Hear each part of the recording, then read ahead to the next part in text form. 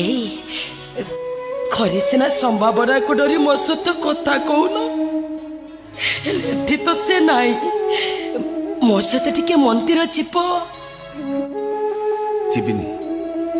ରାଗିକି କହୁଛ ନା? ନା ନା, ସତରେ କହୁଛି ଯିବିନି ଯିବିନି ଯିବିନି। ଆଉ କଣ ନା? କାହିଁକି ଯିବି? ତୁମର କିଏ? ମୋ ସ୍ତ୍ରୀ ତ ସମ୍ଭାବନା, କୋଟି କୋଟି ଟଙ୍କାର ମାଲିକାଣୀ, ଭଲ ଘର ଭଲ ଗାଡି, ବହୁତ ସୁଖ ରଖି। ମୋ ରାଗ ଚିଡ଼ା ବୋଲି କହୁଛି। ଭାରି ତ ସ୍ୱାମୀ ପଡ଼ିଆ ଦେଖେଇ ହଉଥିଲ, ମୋ ବିନା ବଞ୍ଚି ପାରିବନି ବୋଲି କହୁଥିଲ। ଏ ଦିନ କେଇଟାରେ ଏତେ ବଦଳି ଗଲ କେମିତି? ରାତି 9ଟାରୁ କବାଟ କିଳି ଶୋଇ ପଡୁଛ ଯେ ଯେତେ ଡାକିଲେ ବି ଜମା ଶୁଣୁନ।